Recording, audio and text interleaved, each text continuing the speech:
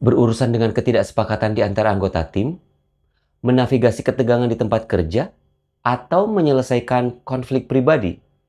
Sebagai seorang LED profesional, teman-teman perlu memahami strategi yang efektif untuk mengatasi itu semua. Saya Teddy Irawan dari MTI Talent Story, masih di seri Essential Skills for L&D Professionals. Kali ini saya akan menjelaskan secara singkat perihal Techniques for Managing Conflict. Yuk, kita langsung mulai. Konflik adalah bagian alami dari interaksi manusia. Banyak ahli mengingatkan kita bahwa organisasi berkembang ketika mereka merangkul pembelajaran dan kolaborasi, dan saya akan mengeksplorasi beberapa aspek kunci supaya teman-teman bisa menangani konflik atau bahkan mengajar topik tersebut. Tentang gaya mengelola konflik. Masih menurut para ahli ya, bukan menurut saya. Kebanyakan orang biasanya default ke dua pendekatan, yaitu being assertive dan being cooperative.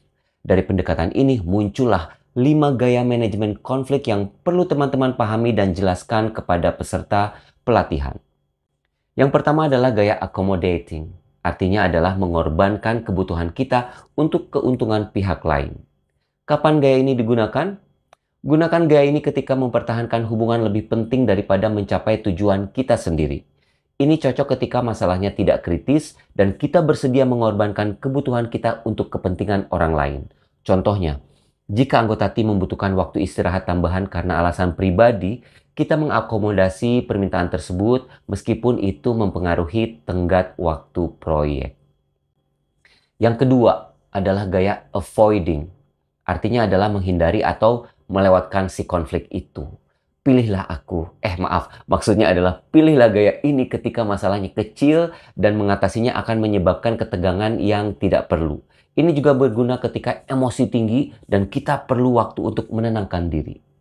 Contoh, ketika seorang kolega membuat kesalahan kecil dan itu tidak akan berdampak signifikan pada proyek, kita mungkin dengan segera menghindari untuk mengatasi konflik itu. Yang ketiga adalah gaya collaborating. Artinya mencari solusi win-win melalui solving the problem. Kapan gaya ini digunakan? Berkolaborasilah ketika kepentingan kedua belah pihak terasa penting. Lalu kita mencari solusi yang win-win. Ini ideal untuk masalah kompleks yang membutuhkan kreativitas dan pemecahan masalah bersama. Contohnya adalah pada saat terjadi konflik di dalam tim, kita berkolaborasi dengan melibatkan semua anggota tim dalam brainstorming untuk solusi dan menemukan kesamaan. Yang ketiga adalah gaya comforting, artinya menegaskan kekhawatiran teman-teman meskipun ada perlawanan. Gaya ini dipakai ketika keputusan cepat diperlukan atau ketika teman-teman yakin posisi teman-teman itu benar. Ini cocok untuk keadaan darurat atau ketika kita perlu menegaskan otoritas kita. Contohnya, dalam situasi krisis, kita mengambil alih dan membuat keputusan tanpa konsultasi yang ekstensif. Yang kelima adalah gaya compromising. Artinya, menemukan jalan tengah dengan mendamaikan perbedaan. Gaya kompromi ini dipakai ketika waktu terbatas dan kedua belah pihak perlu mencapai kesepakatan. Ini melibatkan menemukan jalan tengah dengan mengorbankan beberapa preferensi kita. Contohnya adalah saat menegosiasikan tenggat waktu proyek dengan klien, kita berkompromi dengan menyesuaikan timeline untuk memenuhi kebutuhan mereka sambil tetap memastikan kualitas proyek. Selanjutnya tentang sebuah model yang disebut dengan model ACCEL atau ACCEL. Model ini berbicara tentang penekanan pada 5 keterampilan penting bagi para profesional ketika menangani situasi konflik. Keterampilan pertama adalah accountability, yang bermakna taking ownership dan delivering results. Keterampilan kedua adalah communication, yaitu menguasai mendengarkan secara aktif dan mengirim pesan yang jelas. Keterampilan ketiga adalah collaboration, yaitu membina kerjasama tim dan kreativitas kolektif. Keterampilan keempat adalah engagement, yaitu memotivasi dan selalu terhubung dengan tim. Dan keterampilan kelima adalah listening and assessing, yaitu memahami beragam perspektif. Lalu, bagaimana seorang L&D profesional mendalami manajemen konflik ini secara praktis? Ada beberapa catatan penting yang perlu dikuasai lebih dalam agar seorang L&D profesional mampu menangani konflik atau bahkan mengajar topik tersebut.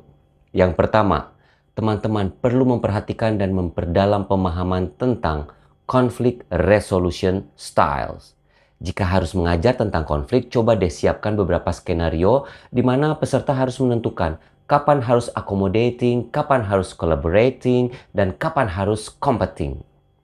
Tapi sebelum itu, pastikan peserta sudah benar-benar ahli dalam mendengarkan secara aktif. Buatlah skenario role play di mana peserta harus benar-benar memahami sudut pandang orang lain. Tetapi lagi nih, sebelum itu, pastikan juga peserta sudah memahami tentang feedback. Latihlah peserta dengan skenario constructive feedback for growth. Dan tapi lagi, yang paling fundamental adalah teman-teman perlu memastikan kecerdasan emosional dari para peserta. Buatlah skenario latihan di mana peserta harus mengelola emosi selama konflik. Begitulah, konflik bukanlah masalah, tetapi ia adalah kesempatan untuk bertumbuh. Ingat, saat sedang menangani konflik atau mengajar tentang topik tersebut, sebagai seorang L&D profesional, teman-teman harus menjadi orang super yang dibutuhkan tim atau peserta belajar. Sampai jumpa di episode kelima dan teruslah belajar sampai menguasai keterampilan konflik management.